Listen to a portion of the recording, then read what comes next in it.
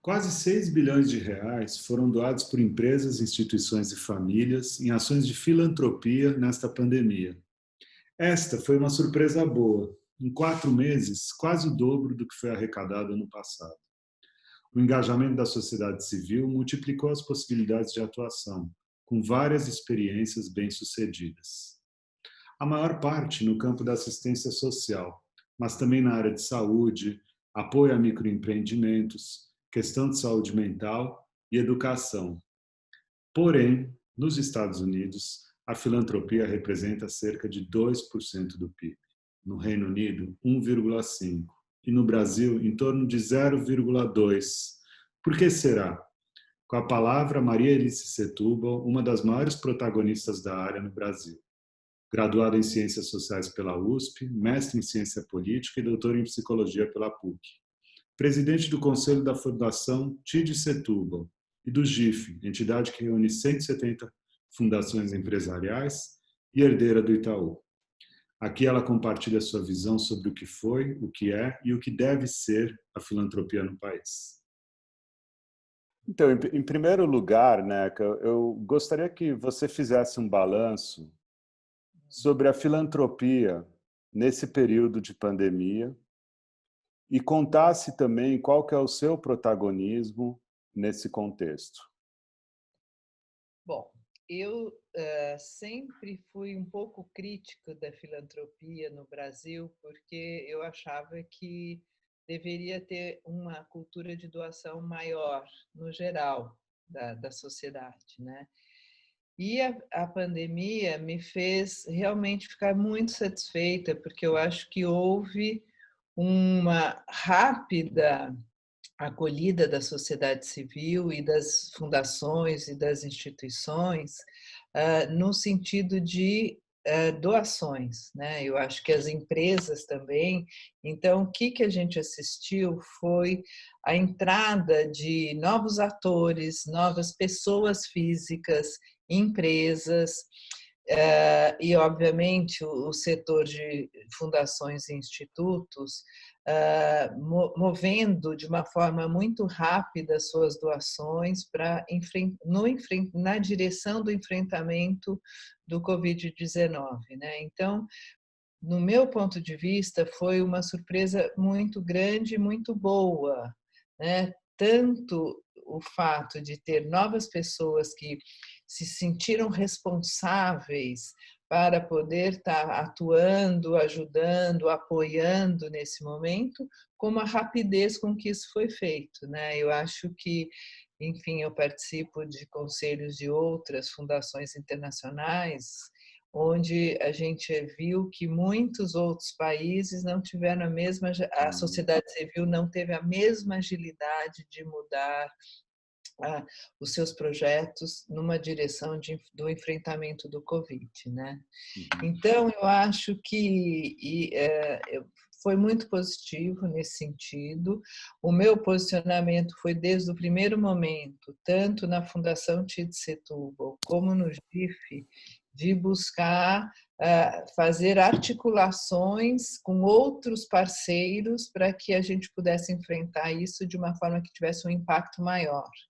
Então, isso tanto aconteceu na Fundação TID, onde a gente tem uma prática no território, num bairro do Jardim La Pena, na zona leste de São Paulo, como nos outros projetos onde a gente apoia organizações, né, organizações das periferias, no sentido de apoiá-las para com foco neste momento específico.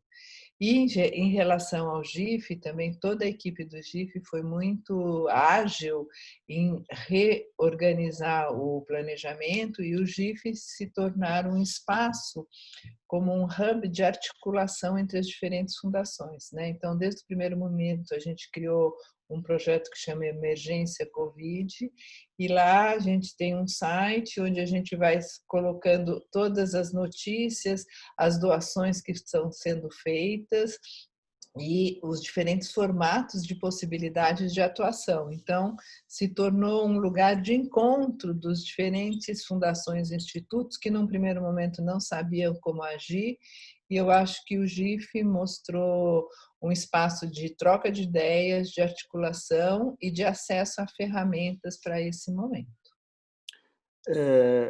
Quais são essas possibilidades de atuação, no caso? Olha, eu acho que, num primeiro momento, foram, claro que a maior parte, e continua até hoje, tá? A maior parte das doações está no campo da assistência social, né? Então, é aí onde tem a maior parte de recursos para doações, doações de cestas, mas doações de cartões no segundo momento, né, que eu acho que foi muito importante, porque você, ao mesmo tempo que dá um vale alimentação, você pode movimentar a economia local, né? Outra área foi saúde, obviamente, então toda a parte de EPIs, máscaras e tal. Cartão é cartão mesmo, um cartão... É um cartão mesmo, um Ah, cartão que é um vale alimentação que pode ser carregado e recarregado também. entendi. Ele é nominal e tal. Um terceiro eixo, o segundo é saúde, né? Depois o terceiro eixo, apoio às organizações da sociedade civil e a microempreendimentos, tá? Então, apoio a ONGs que atuam no território, bem na base, ou microempreendedores das periferias também.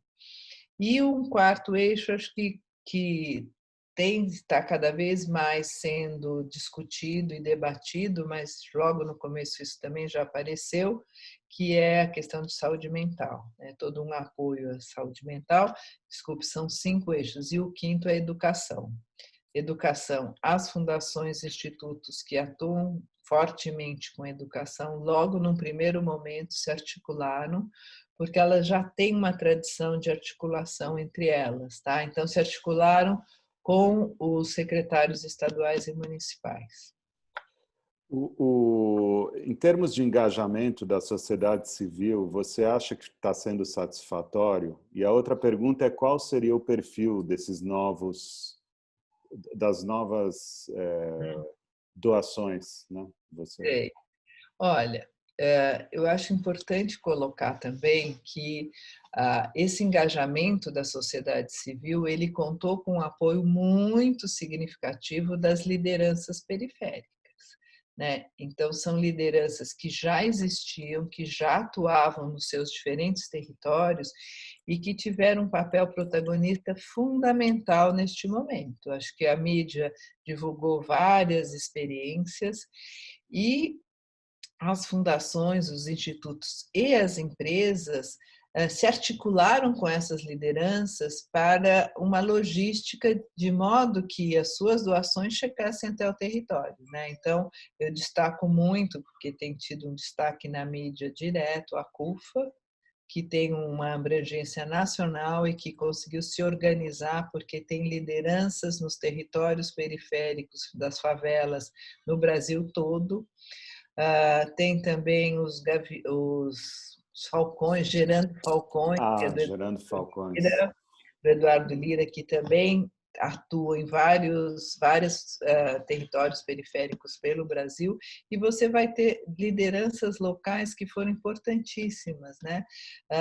Em Heliópolis, estou falando de São Paulo, em Heliópolis e Paraisópolis, em São Paulo, mas a gente encontrou também, no caso da atuação da Fundação TID, no Jardim La Pena, se criou um grupo de mulheres que se autodenominaram como guardiãs do bairro e grupo de meninos do futebol, dos times de futebol que se organizaram, então até hoje organizados, atuando, ajudando, se responsabilizando pelo bairro.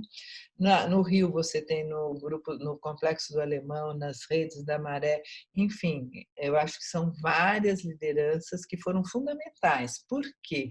essas lideranças, elas tinham acesso às populações mais pobres e elas conheciam essas populações mais pobres. E até tem depoimentos de algumas dessas lideranças que ficaram surpresas como nas suas regiões de atuação, como na Maré, por exemplo, que é enorme a Maré, né, um conjunto de favelas, lideranças que atuam há mais de 20 anos na Maré, conheceram também muitos novos moradores que eles não conheciam, que não tinham acesso, porque eram moradores ainda com maior nível de vulnerabilidade, né? Então, eu acho que nós não temos um cadastro nacional, ficou explícito isso, dessas populações, né? A gente tem um cadastro único do Bolsa Família, mas que não atinge outras populações que são populações de trabalho informal, enfim, tudo que a gente viu na mídia, né? Uhum. Então, o que eu destaco muito mais são essas lideranças das periferias, das favelas, que tiveram um papel fundamental. E outros novos atores, pessoas físicas, pessoas jurídicas, eu não tenho esse mapeamento para te dizer, olha, quem foi, Uhum. Não, mas o como que... perfil é geral, é empresa, são pessoas, tem de tudo. Empresas e tem de tudo. Lógico que as empresas, quando tem um monitor das doações, né, que tem, que acho que já, sei lá, mais de 5 bilhões foram doados nesse tempo. Claro que as empresas, nesse monitor você vê as empresas, fundações e tal, e pessoas físicas, lógico que as empresas é onde tem o maior impacto de volume de recursos, mas é para ser mesmo, porque é o setor mais rico da economia, então tem que se responsabilizar de uma forma maior mesmo, né? Agora, eu acho que essas empresas, eu acho que o grande desafio aí é que essas pessoas, empresas, continuem, né? Continuem se responsabilizando pela sociedade. Eu acho que é isso que a gente precisa, e precisa, eu estou me mobilizando no sentido de, nos espaços onde eu tenho alguma voz, de sempre marcar isso, né? Foi muito importante, continua sendo, mas nós temos que continuar, porque essa recessão não vai acabar tão cedo, e os cidadãos brasileiros que têm uma melhor condição e posicionamento na sociedade têm sim que se responsabilizar pela sociedade como um todo. Você tem alguma cena, se a gente estivesse falando em termos imagéticos, alguma cena, algum diálogo nesse período pandêmico que te tocou? Eu acho que foram várias cenas. Eu sou difícil de pensar uma assim, né? Eu acho que tem Aham. várias cenas, porque logo no começo me emocionei com a agilidade da CUFA e com o cuidado, porque foi uma organização que rapidamente se organizou nos territórios, mas de uma forma muito profissional, vou dizer assim, muito profissional, todo mundo com máscara, com álcool gel, espaço de logísticas, os caminhões. Então, quando eu vi, você fala, puxa, sempre tem aquela imagem que a periferia não sabe se organizar, não tem. Então, eu acho que essa imagem me tocou logo no começo. Agora, vários depoimentos, né? Vários depoimentos me tocaram muito. E eu acho que toda a questão que também veio junto, né, do racismo também, eu acho que é um que me emociona muito. O que acontece, que isso tem sido amplamente falado, é que as desigualdades, obviamente, há décadas ou mais séculos no Brasil, elas existem, estão instaladas e são muito graves, né? Isso todos os dados apontam, os estudos há muito tempo, enfim, a Fundação TID atua com esse foco nas periferias e no enfrentamento das desigualdades. Mas, no caso, por exemplo, de São Paulo, as periferias ficam muito longe, né? A não ser Paraisópolis, que está muito perto de um bairro rico. Se não, você pode passar sua vida inteira sem ver essas periferias, né? Você trabalha, vive nesses bairros, Itaim, Vila Madalena, Pinheiros, e não enxerga essas periferias, o que é diferente do Rio, onde as favelas estão nos morros muito próximos, não dá para você dizer que não existe. E, então, a pandemia descortinou, porque a mídia mostrou todos os dias e continua mostrando a enorme vulnerabilidade de que vive a maior parte da nossa população. Então, isso foi, não deu para não ver, né? Mesmo quem não queria, não deu para não ver. Pode não atuar, mas não deu para não ver. Então, eu acho que isso é um dado muito importante para a continuidade dessa responsabilidade que aconteceu aqui. E eu queria também, agora você falou de imagem, não é uma imagem, embora eu estou com a imagem de Paraisópolis, mas eu acho que é um caso exemplar e que realmente vai ficar como um grande caso em São Paulo, com certeza. Tem vários fatores, muitas organizações sociais atuam lá há muito tempo, justamente porque ela não está ela está mais próxima do centro de São Paulo, ela é vizinha de um bairro muito rico, tem um hospital Einstein que tem uma atuação lá dentro, enfim, tem vários fatores explicativos. Mas eu soube ontem, não vou poder te dar o dado correto, porque eu não tenho, mas posso até te mandar se for o caso. Eu soube ontem, a gente apoiou um estudo da Universidade Federal do ABC, que estava monitorando e criando um índice de monitoramento do isolamento social e do impacto que teria na contaminação, enfim. E aí eu soube ontem que a superintendente da fundação teve uma reunião com esses pesquisadores, que eles começaram a fazer lá um modelo matemático e perceberam que teriam que incluir a organização da sociedade civil no local, que isso tem um impacto tanto no número de mortes como na disseminação do vírus.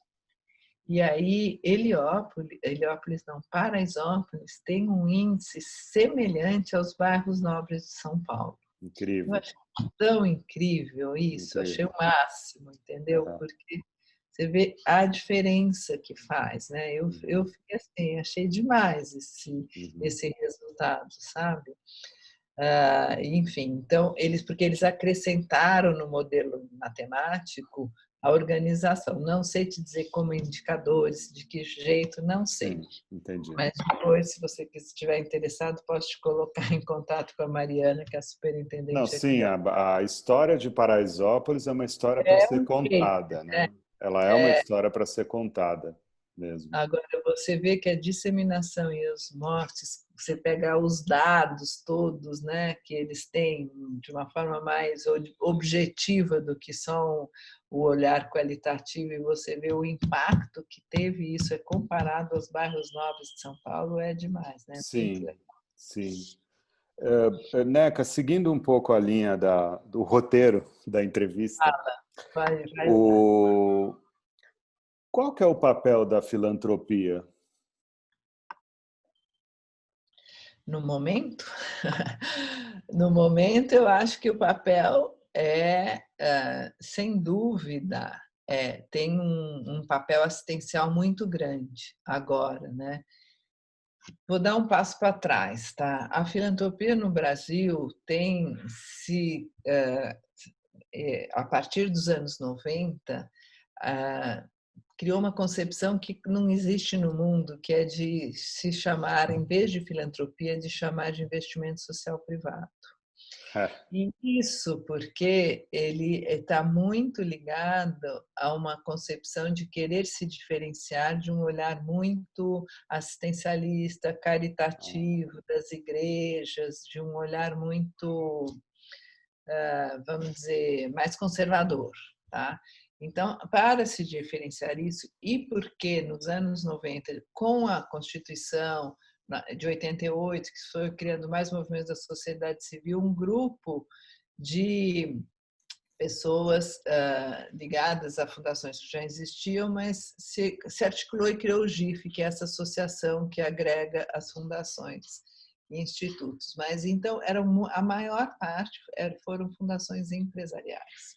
Então veio com esse conceito de investimento social privado, se diferenciando deste olhar assistencialista. Então tem muito marcado, na maioria dos institutos e fundações, este olhar de não ser assistencialista, de ser mais de cidadania, vamos resumir assim.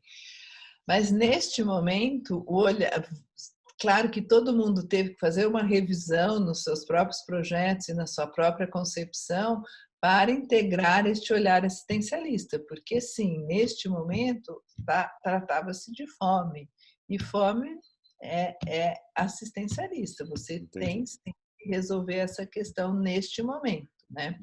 Agora, claro que um olhar mais estruturante, ele vai muito, e a gente no GIF tem enfatizado o olhar de apoio às organizações da sociedade civil, porque são dos territórios, essas organizações de base que estão lá atuando, os microempreendimentos, porque precisam muito desse apoio neste momento, e também organizações intermediárias, que são organizações maiores, mas que formam, que apoiam, que sustentam muitas vezes essas organizações que estão na base.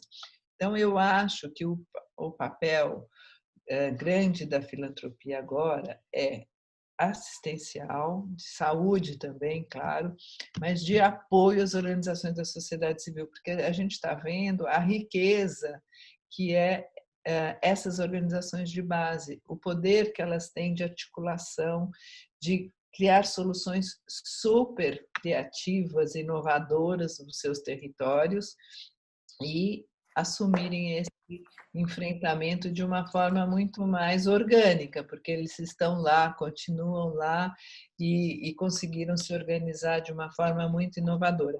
Então, eu acho, porque também nós temos, diferente dos Estados Unidos e de outros lugares, as fundações brasileiras, ao longo do tempo, estou falando a partir de 88, tá? Foram criando, mas mais, no começo não, mas depois dos anos 2000, muitos seus projetos próprios, criaram, têm seus próprios corpos de colaboradores próprios e criaram seus projetos próprios de uma forma de controlar mais os resultados que eles querem alcançar.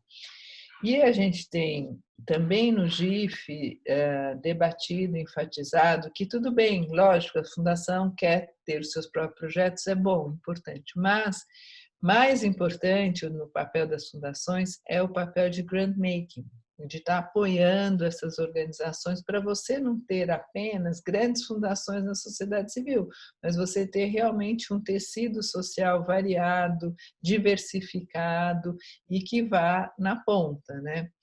Então, há alguns anos já, eu acho que é recente, mas nos últimos 4, 5 anos, tem havido um movimento na direção das fundações voltarem a apoiar organizações, além dos seus projetos próprios, terem um recurso de apoio e fomentando as organizações de base, né?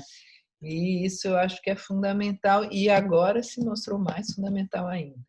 Outro ponto, então eu acho que assim, esse é um papel mais estruturante, né, da filantropia brasileira, que tem que se manter depois da pandemia, né? E eu acho que também outro ponto muito importante é que as fundações elas sejam capazes de se articular em trabalhos mais colaborativos, que também aconteceu durante a pandemia, porque se percebeu, né, que se atuar junto o impacto, o recurso vai ser maior, e então eu vejo assim a criação de algumas alianças em torno de temáticas que diferentes fundações apoiam, e isso é muito interessante, eu acho isso é inovador, e essas alianças, no geral, foram criadas num olhar mais de longo prazo mesmo, né? Então, a própria Fundação TID participa de uma aliança numa temática de inclusão produtiva e numa outra de urbanismo social, com diferentes fundações. E aí, às vezes, nós vamos apoiar um projeto que não é exatamente dentro da nossa área de atuação, mas é dentro da temática inclusão produtiva ou urbanismo social, e outras fundações também fazem o mesmo, vão apoiar um projeto que a Fundação TID está liderando, mesmo que... Então, a aliança cria essas contrapartidas, onde o impacto de cada projeto é muito maior. Então, isso eu acho também inovador, e me parece que é algo que também vai continuar, porque o resultado foi bom. O resultado do prazo. Quase 6 bilhões de reais foram arrecadados, né? O que é uma surpresa boa, é quase o dobro do que foi o ano passado inteiro, né? É exatamente isso. Ao mesmo tempo, eu estava lendo uma matéria no Valor que dizia que nos Estados Unidos a filantropia representa cerca de 2% do PIB, no Reino Unido 1,5% e no Brasil em torno de 0,2%. É pouquíssimo, por isso que eu te falei, eu sempre critiquei muito, porque eu acho que a gente poderia fazer muito mais. E agora a pandemia mostrou, né? Em 3 meses a gente fez o dobro do que um ano, a gente conseguiu arrecadar o dobro do que um ano inteiro. Por isso que o meu ponto é sempre vamos continuar. E assim, meio que puxando para a responsabilidade das fundações, das empresas, de que isso tem que continuar. Lógico que não é simples, porque, obviamente, todos serão afetados e estão sendo afetados pelas consequências econômicas da pandemia. Então, as empresas estão ganhando menos, fundações que têm dálmata têm um recurso menor, enfim. Óbvio que existe Esse é um retrato brasileiro sério também, né? Se a gente parar para pensar, é um retrato muito sério, né? É uma verdade muito inconveniente no final das contas, né? Sim, muito, porque... Não, só desculpe.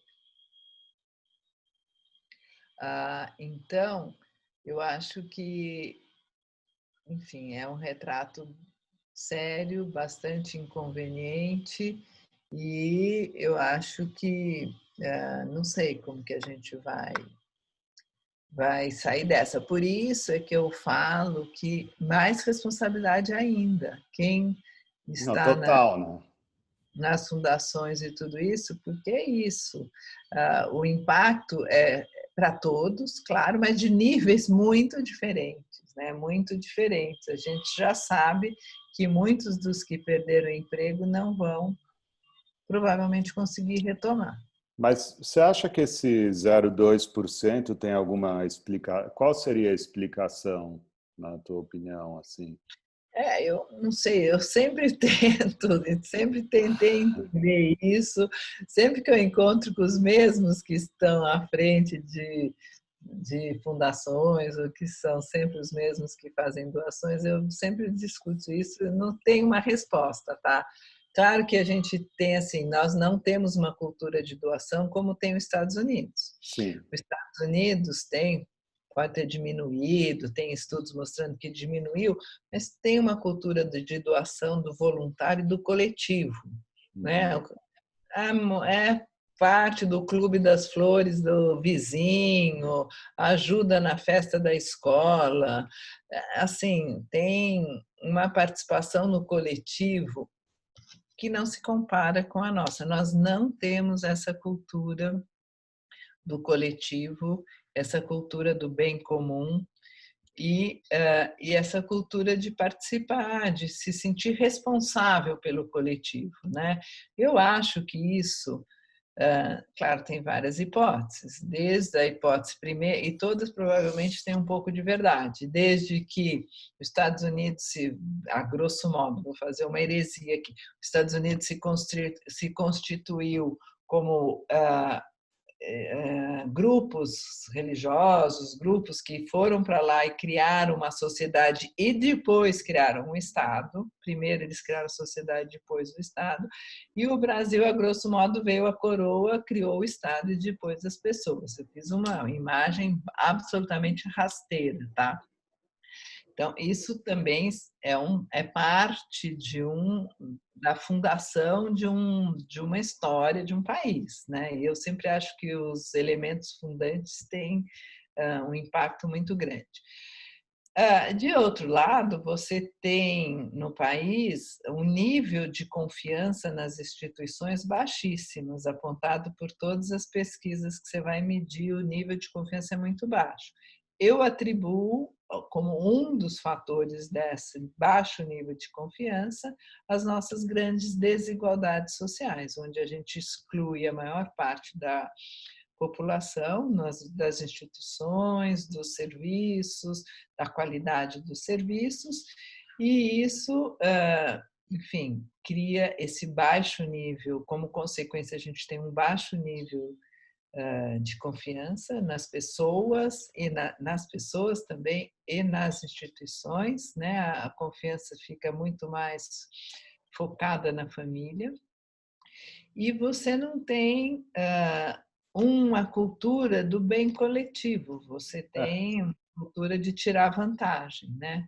Enfim, que é também tudo consequência, né? Consequência de um Estado grande que tem apoia um, não apoia outros, tomado por grupos de interesse.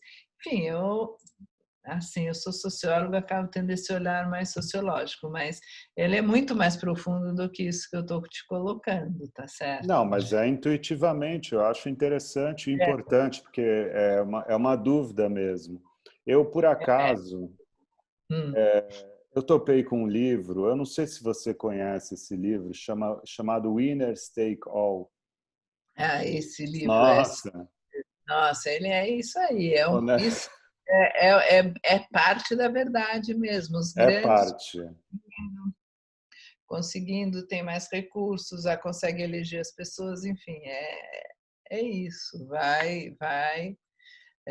É que não é tão linear, mas é parte grande da verdade. Eu concordo total, porque você é maior, você tem mais condições, mais infraestrutura, consegue ter maior influência política, elege melhor as pessoas, e aí vai. Né? Quer dizer, porque o livro fala de uma filantropia que alimenta o sistema ao invés de combatê-lo, né? Acho que essa é um pouco a ideia do livro. Exatamente, exatamente. Porque, de alguma forma, ele acaba não acaba, é isso, alimentando o sistema e não é num sentido de mudar o sistema instalado. Mas eu vou te dizer também que eu acho que, então eu concordo, porque ele está falando dos grandes, mas ele vai colocando as grandes empresas, as grandes, né, enfim, e depois as grandes fundações. Mas eu acho que pode mudar. Tenho uma visão otimista. Não quer dizer que eu acho que amanhã, depois da pandemia, todo mundo mudou. Não acho que essa visão ingênua, não.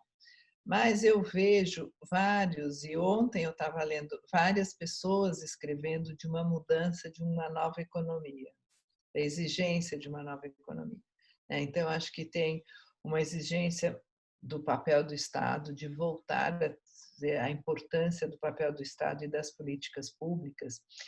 E aí eu me deparei ontem com um artigo que eu achei super interessante, do Martin Wolf, que Ótimo, Martin Wolf. ótimo, né? Eu gosto, sempre leio as coisas dele, eu gosto muito. Ótimo. De ontem tem um artigo no Valor que eu achei maravilhoso. E ele fala que se cidadãos não estou com ele aqui, eu acho, é isso, estava aqui. O título é A Democracia Fracassará se não agirmos como cidadãos. E aí ele que é ótimo, mas está no Financial Times, um jornal conservador, vale muito a pena ler esse artigo, ele é uma página inteira, e ele vai mostrando que os cidadãos de uma posição melhor na sociedade, eles têm que se responsabilizar pela sociedade. E a sociedade tem a democracia para sobreviver, ela vai ter que pensar no bem-estar de todos e incluir a todos. E o papel do Estado nisso. É um jornalista super qualificado, com uma visão interessante, mas que escreve num jornal conservador e mostra que, se não mudar, a democracia vai fracassar. E a democracia só não vai fracassar se a gente tiver uma classe média robusta e uma proteção social para toda a sociedade. Isso significa educação de qualidade, saúde e tal. Ele vai, emprego, ele vai pontuando. É muito interessante. Então, o que eu estou dizendo é assim, isso não está só sendo falado por algumas pessoas mais de ONG, ongueiro, não, ou de esquerda, total de esquerda. Não, estou citando um jornalista super conceituado. Muito bonita essa colocação do Martin Wolf. Eu fiquei, puxa, nossa, e aí eu acho que enfim, é um jornalista que os empresários leem, né? Nem todos, mas enfim, leem. Enfim, Sim. tem acesso, né? Ele está falando do Financial Times. Uhum. E eu acho que essa posição é uma postura bem consistente e muito direta, não está falando indireto, sabe? Ele vai pontuando assim, o que a gente deve esperar de uma sociedade hoje, que vai bem na contramão do que é hoje. Agora, você, Neca, com tudo que está acontecendo, como é que você está vivendo a pandemia? Como é que você está? Você é uma pessoa que você tem um expertise com políticas públicas, né? Sim. Você tem um expertise com políticas públicas. Como é que, com esse desgoverno, como é que está sendo para você? Como é que você está articulando esse momento político brasileiro? Eu acho que está muito difícil, né? O momento político muito difícil, porque, enfim, na área da saúde a gente não tem um ministro, nem na área de educação. Então, realmente é uma coisa assim incrível. Impressionante, assustadora, inacreditável, na verdade. Exato, é inacreditável. Eu falo, se fosse um filme, você ia dizer que exagerou na dose de fazer uma caricatura de um governo, né? Mas, enfim, é isso. A realidade é mais tenebrosa e sombria do que um filme. Mas o que eu vejo, assim, no caso específico da Fundação TID? A gente tem uma articulação com o governo na Prefeitura de São Paulo, porque é onde a gente atua mais, onde a gente faz fomento em várias outras periferias, mas de atuação mais direta aqui em São Paulo. Então, a gente tem uma parceria com a Secretaria de Desenvolvimento Urbano que continua muito boa. Fizemos um pacto de cidades justas, bastante interessante. A secretaria participa direto, o próprio secretário Chucre participa. Bom, em relação às políticas, vamos dizer, de educação, que enquanto Fundação TID a gente não atua com educação diretamente, a não ser com um olhar mais sistêmico do território. Então, obviamente, a escola a gente olha principalmente as desigualdades educacionais, mas, assim, falando das fundações que atuam mais diretamente com a educação, é impossível conversar com esse governo, porque esse governo desqualifica a sociedade civil e desqualifica as fundações. Então, as fundações que estão atuando com a educação estão conversando com os secretários de educação, o CONSED, que é o Conjunto de Secretários de Educação Estadual, e a Undime, que agrega os secretários municipais. Então, toda a articulação está sendo feita através dessas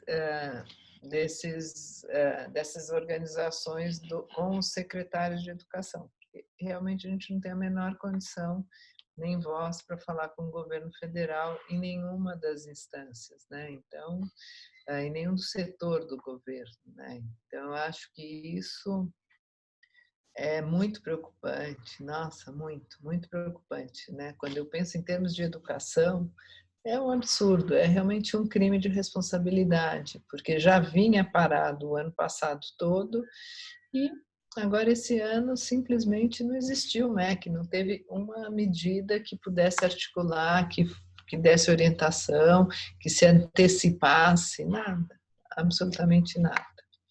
Então é um absurdo, né? Porque a gente já não estava bem na educação, paramos o ano passado e paramos esse ano, quer dizer, o retrocesso será enorme.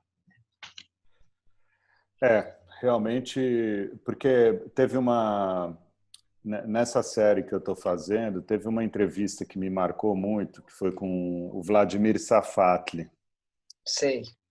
E no caso, ele falava um pouco que naturalizar essas hoje 65 mil mortes é imoral, né? É imoral do ponto de vista Realmente, é imoral. Eu acho que moral. é imoral. E assim como eu acho que você tem que ter uma ética de responsabilidade social também, né, na sociedade. Então, eu acho que é sim papel do setor social, mas das empresas e ter esse compromisso com o social. Eu acho que é uma questão ética. Tem uma diferença que nem fui eu que, mas eu me apropriei dessa diferença, não fui eu que inventei, que é a generosidade, no sentido de que a generosidade você está sempre num degrau diferente, assimétrico. Você dá para o outro, você em cima e o outro embaixo. Quando a gente está pensando em solidariedade, você se coloca mais no lugar do outro de um olhar mais de igual, de responsabilidade, pelo menos, sabe? Então, o que eu espero é que a gente continue sendo generoso, mas com mais solidariedade, sabe? No sentido de que você poder ser solidário àquela pessoa, no sentido de você entender o lugar dela como um lugar de cidadania na sociedade, sabe? E não Então, apenas esse lugar de dar a comida, sabe? De dar que é sempre um lugar muito assimétrico, né? Dê o que tenho para quem não tem. E a solidariedade, eu posso estar olhando para o outro que é diferente, está em outro lugar, mas que o outro também tem uma voz que me alimenta também, que tem uma troca aí, sabe? Acho que tem uma diferença. É sutil, não é simples, mas eu acho que tem uma diferença que, no fundo, ela impacta bastante.